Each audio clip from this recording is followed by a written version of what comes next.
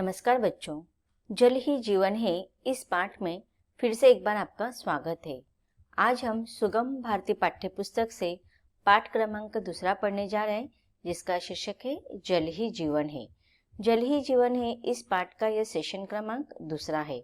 इसके पहले सेशन में हमने देखा था कि किस प्रकार से जल मनुष्य के जीवन में बहुत ही आवश्यक होता है, लेकिन आज यह हमारे विश्व की समस्या बन गई है।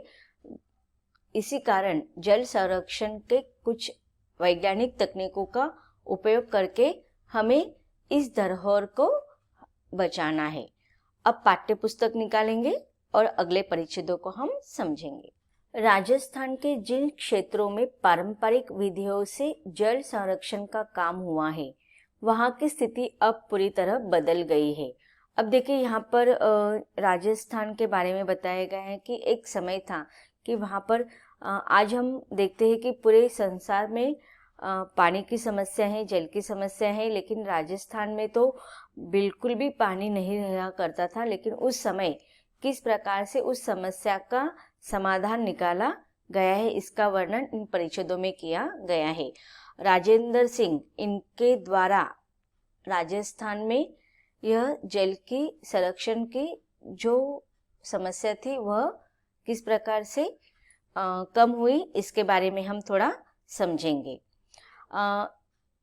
राजेंद्र सिंह जो है, उनको रेमंड मैग्सेसे यह सम्मान प्राप्त हुआ है। उन्होंने क्या किया था, राजस्थान के अलवर जिले में जल प्रबंध द्वारा जल संचयन और जल क्रांति का ठोस कदम उन्होंने उठाया था। पानी की कमी को दूर करने के लिए जल प्रबंध द्वारा जल संरक्षण कार्य राजेंद्र सिंह इन्होंने किया है।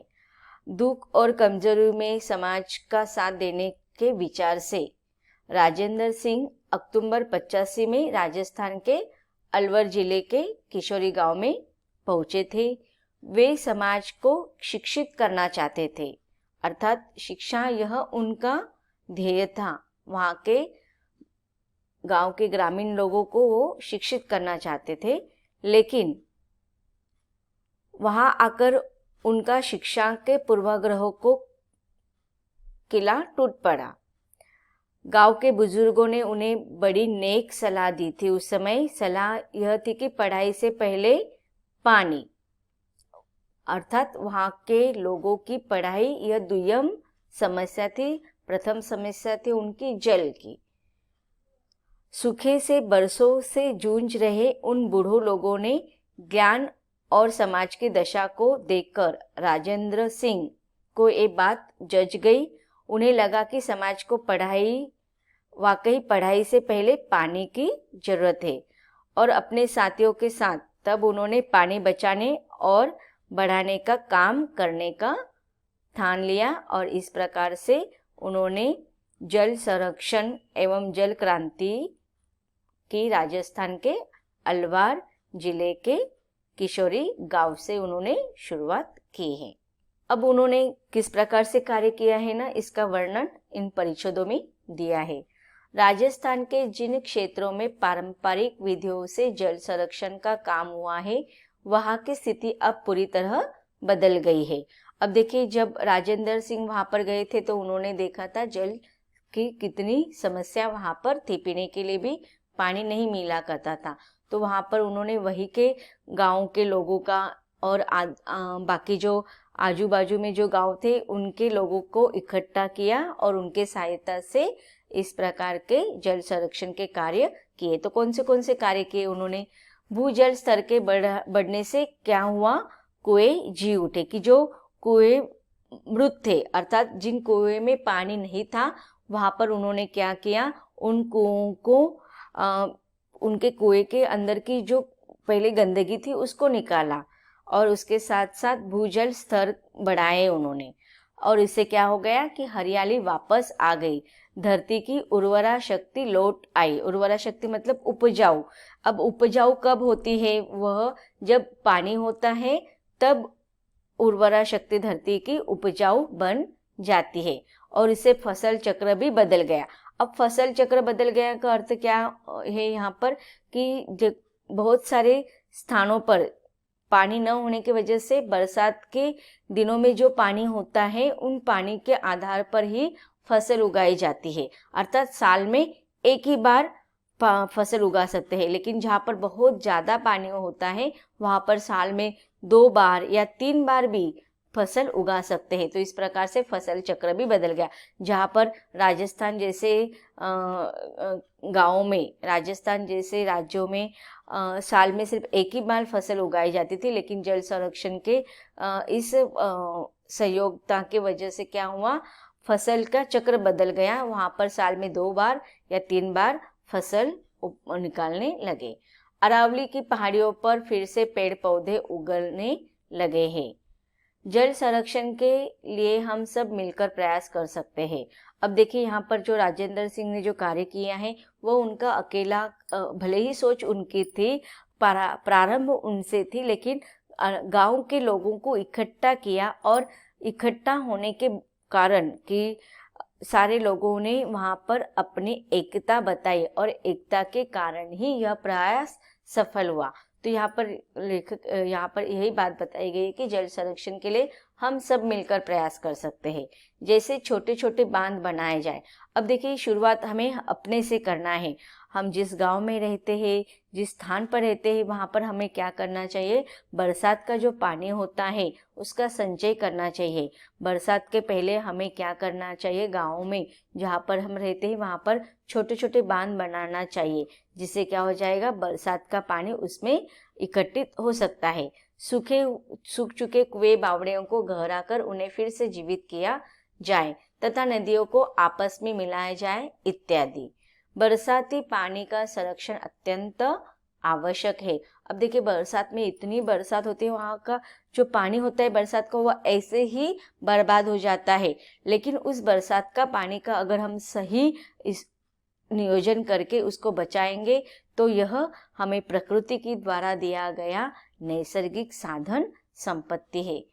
बरसात का पानी का संरक्षण अत्यंत महत्वपूर्ण है। हमारा प्रयास इस तरह हो कि वर्षा का पानी बहकर व्यर्थ न जाए।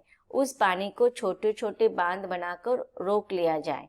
पानी रुकेगा तो धरती में समा जाएगा। अब देखिए ये वैज्ञानिक बात यहाँ पर बताई गई है कि जिस प्रकार से देखो पानी, हम बरसात का पानी ऐसा ही व्यर्थ हो जाता है, लेकिन अन्य ऋतु में जैसे कि गर्मी की ऋतु में क्या हो जाता है, बिल्कुल भी पानी नहीं होता है, इसलिए धरती सूख जाती है। और सूखी हुई उस धरती में अगर पानी का संचय नहीं होगा तो क्या हो जाता है, जो नदी का पानी भी कम हो जाता है, सूख जाता है, कुएं का पानी सूख जाता है। लेकिन बरसात के पानी को अगर हम संचय करते हैं, कुएं में संचय करते हैं, कुएं का जो निचला भाग स्तर अगर हम गंदगी उसमें से निकल जाएगा तो निचला स्तर उसका बढ़ जाएगा, तो पानी को रुकने का स्थान और मिल जाएगा। और इस प्रकार देखो बरसात का पानी अगर हम संचय करके रखते हैं तो धरती क्या हो जाती है, गीली रहती है। और गीली होने के कारण उसमें जल स्रोत और भी बढ़ने लगते हैं। जैसे कि अगर बरसात का पानी अगर हम इकट्ठा करके रखेंगे तो गर्मी की ऋतु में धरती पूरी सूख नहीं जाएगी, उसके अंदर भी गीलापन पनपने लगेगा। तो इसीलिए यहाँ पर कहा गया है कि बरसाती पानी का संरक्षण होना चाहिए। उसके लिए हमें प्रयास करना चाहिए। हमें छोटे छोटे बांध बनाकर पानी को रोक लेना चाहिए। पानी रुक जाएगा तो वह धरती के अंदर समा जाएगा, जिससे क्या हो जाएंगे, जल स्तर बढ़ते जाएंगे, कुएं और नदी का जल स्तर बढ़ते जाएंगे और सूखी धरती को पानी मिलने से क्या हो जाएगी, हरियाली छा जाएगी।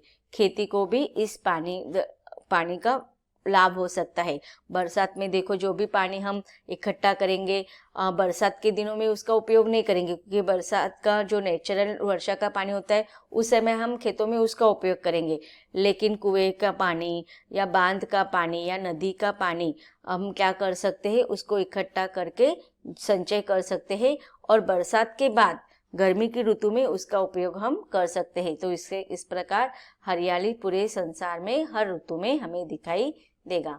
आज जबकि हर जगह पानी की किल्लत है, अर्थात पानी की परेशानी है, पानी की समस्या है, इस समस्या को दूर करने का काम निश्चय ही प्रेरक और अनुकरणीय है। पानी बचाने के इस काम की बदौलत राजेंद्र सिंह को मिले सम्मान ने भी हमारी परंपराओं को प्रासंगिकता को पुष्ट किया है। अब इसके पहले ही परिच्छेद में हमने देखा था कि राजेंद्र सिंह को पुरस्कार दिया गया। उन्होंने जो जल संरक्षण का, जल संवर्धन का कार्य किया है, उसके लिए उन्हें सम्मानित किया गया और इसके द्वारा हम भी प्रेरित हो सकते हैं।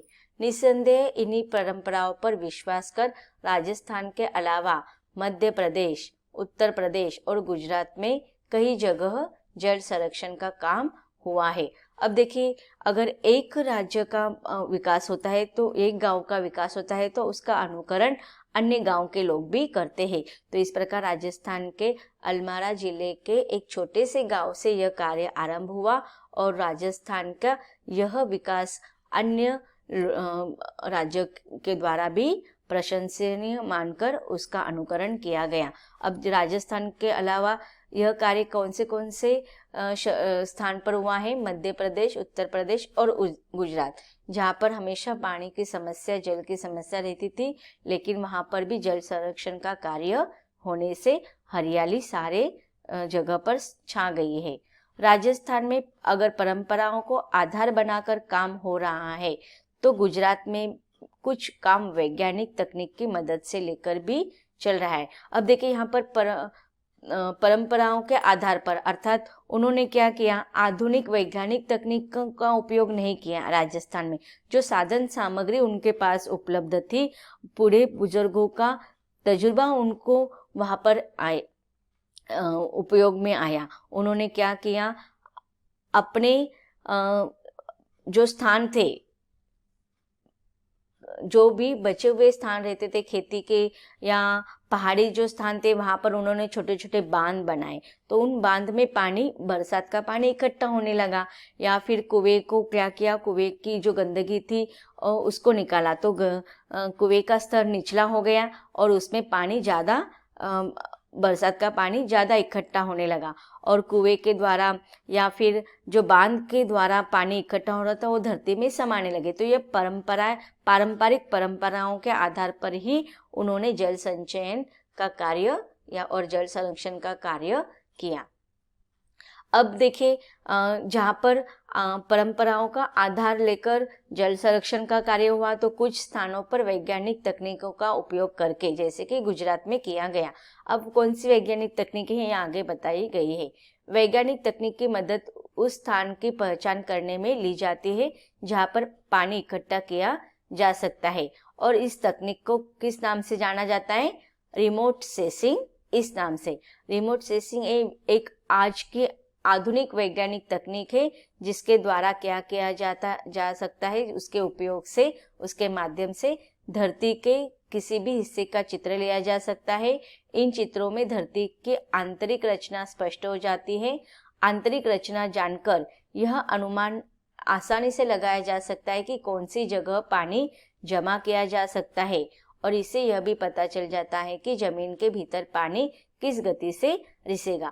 तो इस प्रकार से आधुनिक वैज्ञानिक तकनीक रिमोट सेंसिंग के द्वारा बहुत स्थानों पर जल संरक्षण का कार्य किया गया है। और इसका उपयोग क्या होता है कि हम धरती का चित्र निकालते हैं और उसमें किस स्थान पर पानी ज़्यादा समय तक टिक सकता है और किस स्थान पर पानी अधिक आ सकता है, इसका उपयोग इस तकनीक के द्वारा हमें पता चलता है। तो बच्चों, जल की इस ज्वलंत समस्या की तरफ हमें अनदेखा नहीं करना चाहिए, नहीं तो क्या हो जाएगा, हमें विवश होकर कहना पड़ेगा सूखी धरती प्यासे लोग। इसके लिए हमें उपाय योजना करनी चाहिए। जल संरक्षण के लिए विश्वविद्यालय में भी पाठ्यक्रम की घोषणा की गई है। तो इस पाठ के द्वारा हमें जल संकट के तेज गहरा संबंध बताया गया है और उसके आधुनिक वैज्ञानिक तकनीकों के द्वारा या पारंपरिक पद्धति के द्वारा हमें पानी का, जल का संरक्षण करना चाहिए। यह बात हमें इस पाठ के माध्यम से समझाया गया है। यह पाठ यहीं पर खत्म होता है। धन्यवाद।